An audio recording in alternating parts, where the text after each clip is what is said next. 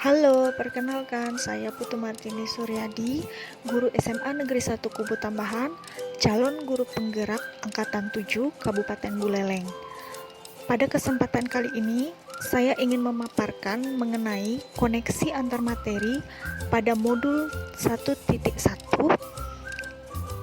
mengenai rangkuman dari pemikiran filosofi Ki Hajar Dewantara dan refleksi diri saya sebagai pendidik tentang penerapan dari pemikiran Ki Hajar Dewantara.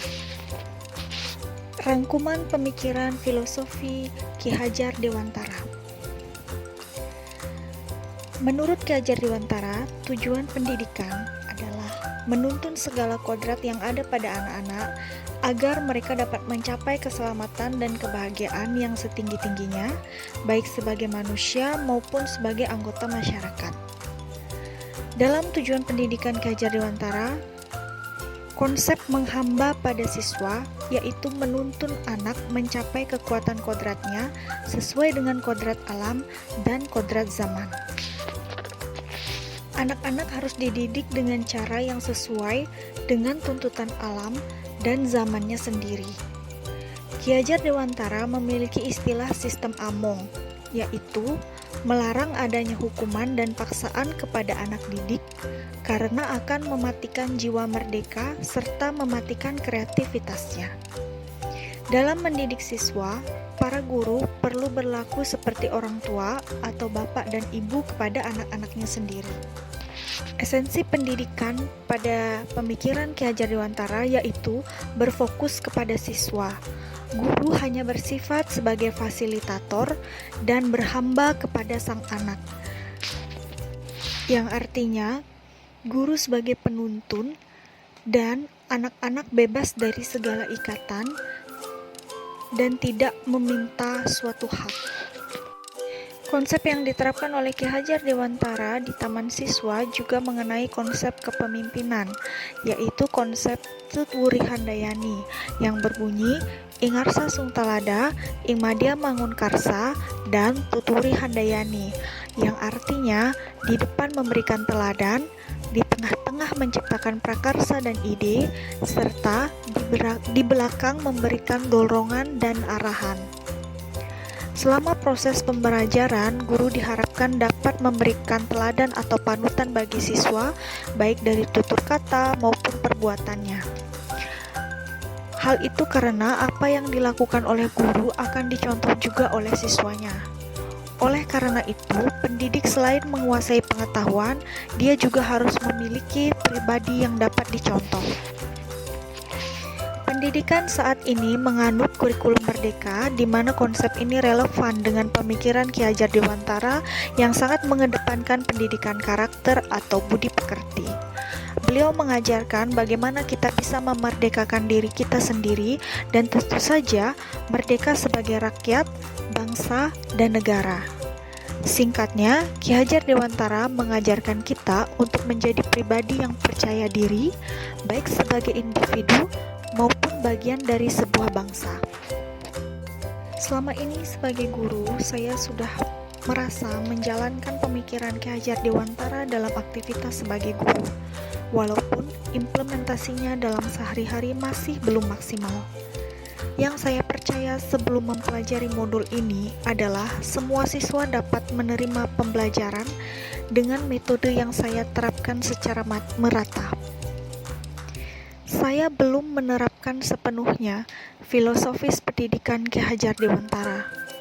Misalnya, di kelas, saya belum menerapkan secara penuh pembelajaran berdiferensiasi karena kurangnya pendekatan dan pengetahuan terhadap karakteristik awal siswa. Ada pelajaran yang seharusnya menggunakan media yang berbeda sesuai dengan cara belajar siswa, yaitu ada yang visual, auditori, dan kinestetik. Pembuatan media pembelajaran memerlukan waktu yang cukup, sehingga terkadang di kelas saya hanya menggunakan satu jenis media saja untuk semua siswa saya di kelas. Hal ini belum sesuai dengan konsep menghamba bagi siswa, karena tentu saja kebutuhan belajar siswa berbeda-beda. Mendidik siswa juga perlu dihindari dengan adanya hukuman. Saya belum menerapkan sepenuhnya karena terkadang saya masih menerapkan hukuman kecil, misalnya dengan menambahkan tugas bagi anak yang ketahuan menyontek atau tidak mengikuti pelajaran di kelas atau membolos. Adapun perubahan dari pemikiran atau perilaku saya setelah mempelajari modul 1.1 ini. Yang pertama, pandangan saya mengenai student center atau pendidikan berpusat kepada peserta didik. Siswa harus diberikan ruang untuk menuangkan ide dan kreativitasnya sehingga dapat membangun konsepnya sendiri di dalam pembelajaran. Yang kedua, guru harus menghamba kepada siswa, di mana guru sebagai penuntun dalam pembelajaran dan guru hanya bersifat sebagai fasilitator. Guru harus menyediakan ruang seluas-luasnya agar siswa dapat berkembang sesuai minat dan bakatnya. Mengingat pendidikan harus sesuai dengan kodrat alam dan kodrat zaman. Yang ketiga, pembelajaran harus selalu menyenangkan. Konsep pendidikan memanusiakan manusia dari Ki Hajar Dewantara, di mana pendidikan harus selalu menyenangkan. Guru harus menyediakan tempat belajar yang membangun rasa nyaman, penuh cinta dan kasih sayang, sehingga peserta didik menjadi anak yang bahagia dan merdeka.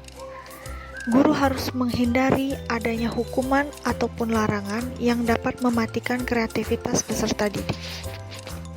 Dan yang keempat, pentingnya budi pekerti sebagai tonggak pembentukan karakter siswa. Guru harus memperlakukan anak didik seperti orang tua dan dalam memperlakukan anaknya. Dalam hal ini, pentingnya pendidikan budi pekerti pada anak dapat membentuk karakter baik pada anak.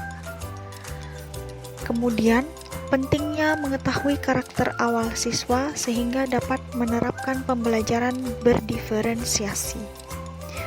Dari keempat poin tersebut, belum semuanya secara maksimal saya terapkan 100% di dalam sekolah ataupun di kelas tempat saya mengajar. Berdasarkan refleksi diri yang telah saya lakukan, adapun beberapa hal yang ingin saya terapkan lebih baik agar kelas saya mencerminkan pemikiran Ki Hajar Dewantara.